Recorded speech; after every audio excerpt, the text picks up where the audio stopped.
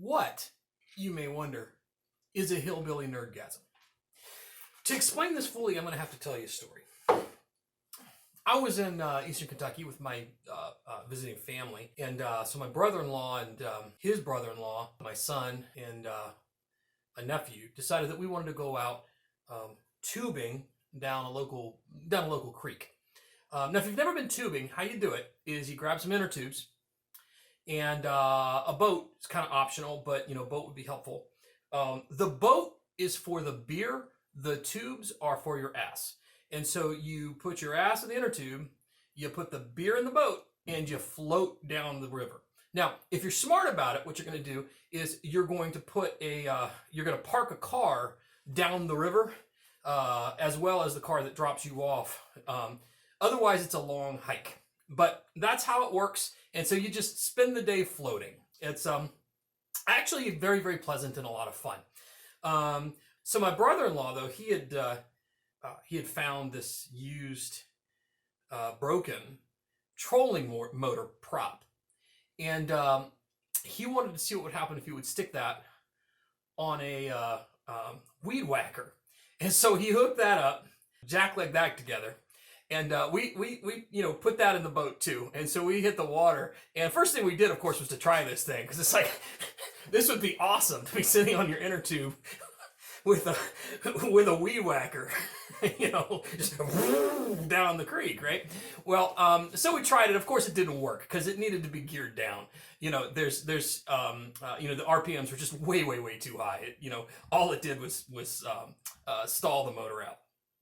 But we're getting out underneath this bridge, where we had parked the car to get out of the creek, and to the side of this kind of muddy ramp-ish kind of looking thing that we're getting out of is somebody's lawn, and the guy's out there mowing it, and he's got a beer in one hand, he's got the lawnmower in the other, he's got no shirt on, and his skin is very, very red from the sun, and he sees us carrying that he sees us carrying that trolling motor, or that trolling motor prop with the weed whacker, and he drops his beer, lets go of the lawnmower, and he runs over to us and he goes, "Oh my God!" He says, "I have always wanted to do that. Did it work?"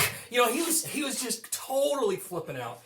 So that, my friends, is a hillbilly nerdgasm. And guy who was flipping out over the trolling motor prop and the weed whacker, I lift my mason jar mojito to you on behalf of hillbilly nerds everywhere, and say, God bless you. There you go. So obviously I'm the hillbilly nerd. I was raised in West Virginia, so I can claim being a hillbilly.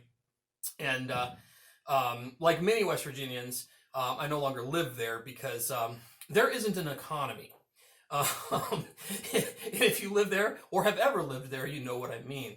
But there is something about that area, that region, that is still, I think, part of my blood, and that is that, when you live up a holler and you've got no money, but you do have junk and you've got a toolkit. There's all sorts of ingenious backyard engineering that happens. But there's a motto that I want to share with you. That is the motto of this channel, and I'll say it right now. If it is worth doing, it's worth half-assing. And so that's what we're going to do. We're going to do a lot of half-assed stuff. Even this channel is going to be quite half-assed because, as it turns out, I have other things in my life, believe it or not, that I do have to take seriously. And so, I'm going to be kind of off and on in terms of my ability and availability to do things with you.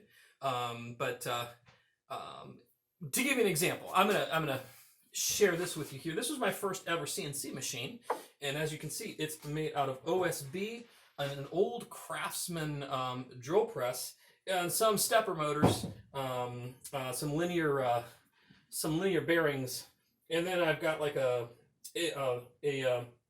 computer power supply underneath there, and some very half-assed PCB boards. So anyway, this kind of stuff, I don't know, maybe Just, very half-assed. So what this channel is about is things that I think are funny or helpful for backyard engineers, or just generally entertaining. So just, remember, if it's worth doing, it's worth half-assing.